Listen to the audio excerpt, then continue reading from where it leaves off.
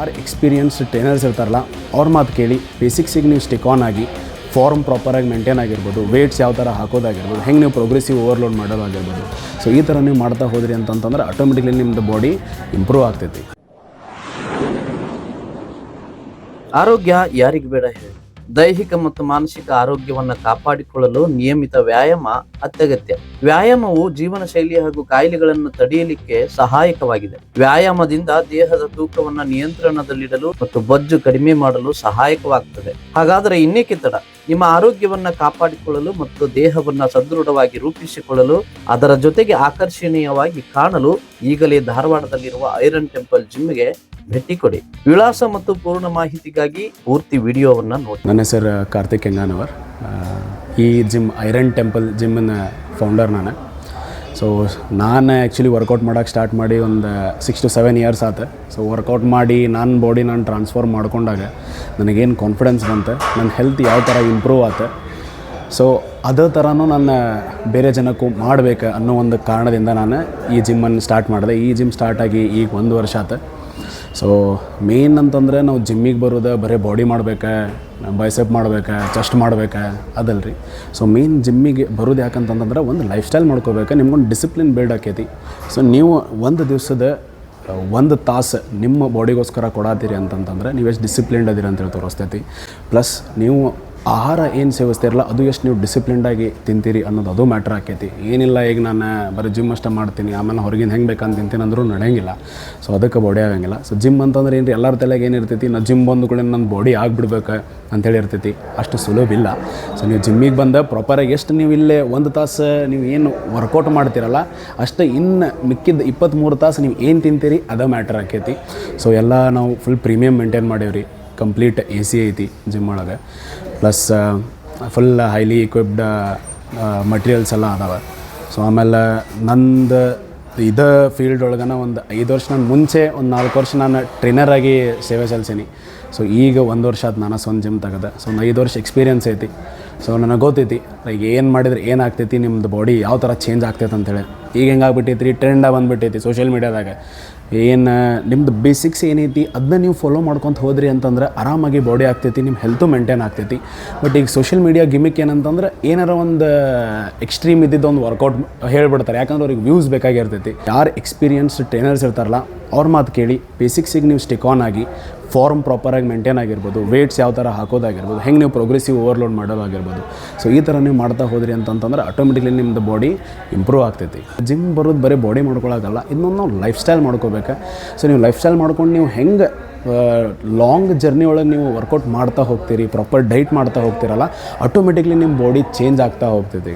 ಭಾಳ ಮಂದಿಗೆ ಹೆಂಗೆ ಇರ್ತೈತಿ, ಜಿಮ್ಮಿಗೆ ಬಂದ್ರೆ ಹಾರ್ಟ್ ಅಟ್ಯಾಕ್ ಆಕೈತಿ, ಅದಾಕೈತಿ ಇದಾಕೈತಿ ಅಂತ ಒಂದಷ್ಟು ವಯಸ್ಸಿನ ಮೇಲಿದ್ದವ್ರು ಬರೋಂಗಿಲ್ಲ. ಅದೆಲ್ಲ ಸುಳ್ಳ್ರಿ. ಸೊ ಎದಕ್ಕೆ ಸುಳ್ಳು ಅಂತಂದ್ರೆ ನೀವೀಗ ಬೆಳಿಗ್ಗೆ ಒಮ್ಮುಕ್ಲೇ ಪ್ರಾಪರಾಗಿ ನಿದ್ದೆ ಆಗಿರಲ್ಲ, ಏನಿಲ್ಲ, ನೀವು ಬಂದು ಆಟೋಮೆಟಿಕ್ಲಿ ನಾನು ವರ್ಕೌಟ್ ಮಾಡ್ತೀನಿ ಅಂತ ಫುಲ್ ಹೆವಿ ಎಕ್ಸಸೈಸ್ ಮಾಡಿದರೆ ಆಟೋಮೆಟಿಕ್ಲಿ ಹಾರ್ಟಿಗೆ ಲೋಡ್ ಬೀಳ್ತೈತಿ. ಬರೀ ನೀವು ಜಿಮ್ ಅಷ್ಟೇ ಅಂತಲ್ಲ, ನೀವು ಬೇರೆ ಯಾವುದೋ ಸ್ಪೋರ್ಟ್ ಮಾಡಿರಿ, ನೀವು ರನ್ನಿಂಗ್ ಹೋಗ್ರಿ, ನೀವು ಬ್ಯಾಡ್ಮಿಂಟನ್ ಆಡ್ರಿ, ಯಾವುದೋ ಮಾಡಿರಿ, ನೀವು ಪ್ರಾಪರಾಗಿ ನಿದ್ದೆ ಇಲ್ಲ, ನೀವು ಬೆಳಿಗ್ಗೆ ಎದ್ದು ನಾವು ಒಮ್ಮುಕ್ಲೇನ ಹಂಗೆ ನಾನು ಹೆವಿ ವರ್ಕೌಟ್ ಮಾಡ್ತೀನಿ ಅಂದ್ರೆ ಆಟೋಮೆಟಿಕ್ಲಿ ಹಾರ್ಟ್ ಅಟ್ಯಾಕ್ ಆಗ್ತೈತಿ. ಸೊ ಹಂಗೆ ಸಾಯ್ತಾರೆ. ಸೊ ಜಿಮ್ ಒಂದನ್ನು ಹಂಗೆ ಕಾರಣ ಇರೋಂಗಿಲ್ಲ. ಸೊ ನೀವು ಪ್ರಾಪರಾಗಿ ಟ್ರೈನರ್ ಗೈಡೆನ್ಸ್ ಒಳಗಡೆ ಪ್ರಾಪರ್ ಜಿಮ್ ಮಾಡಿದರೆ ಒಳ್ಳೆ ಆರೋಗ್ಯ ಮೇಂಟೈನ್ ಮಾಡ್ಬೋದು. ಸೊ ನಿಮಗೆ ಎಲುಬು ನೋವಾಗಿರಲಿ, ನಿಮ್ಮದು ಬ್ಯಾಕ್ ಪೇನ್ ಆಗಿರಲಿ, ಓವರ್ ದ ಟೈಮ್ ನಿಮಗೆ ಕಡಿಮೆ ಆಗ್ತಾ ಹೋಗ್ತೈತಿ ಒಂದು ಏಜ್ ಆದಮೇಲೆ ನೀವು ಪ್ರಾಪರಾಗಿ ಜಿಮ್ ಮಾಡೋದ್ರಿಂದ.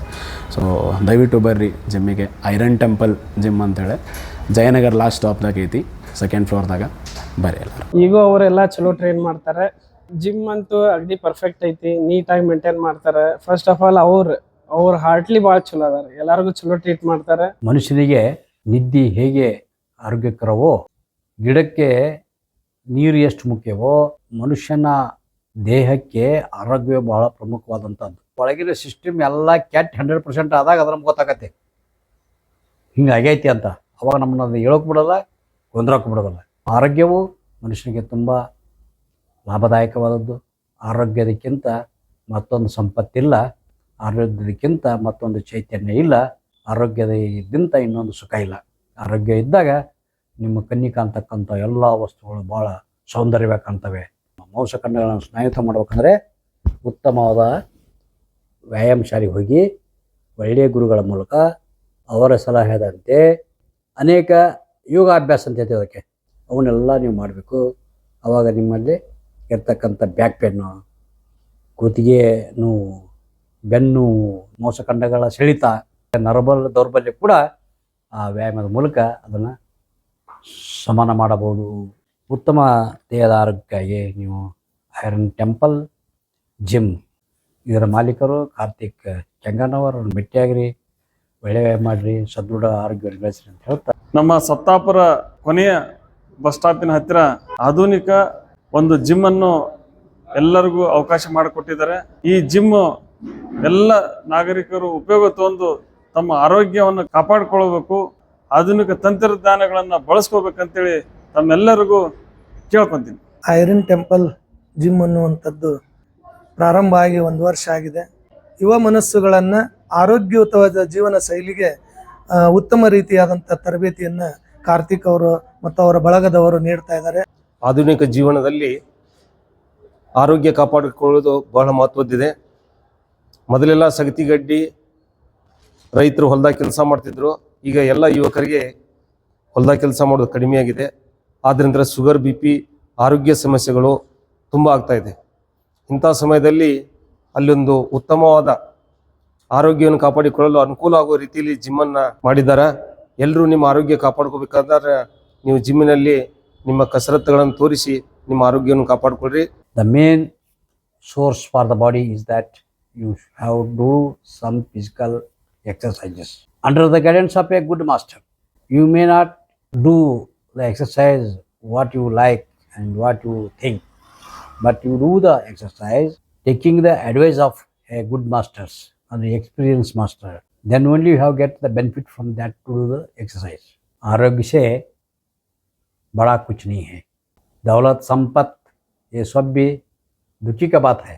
खुशी के बात वो है, वो देह का आरोग्य होता है. देह आरोग्य क्या होता है उसको हम बनाना चाहिए.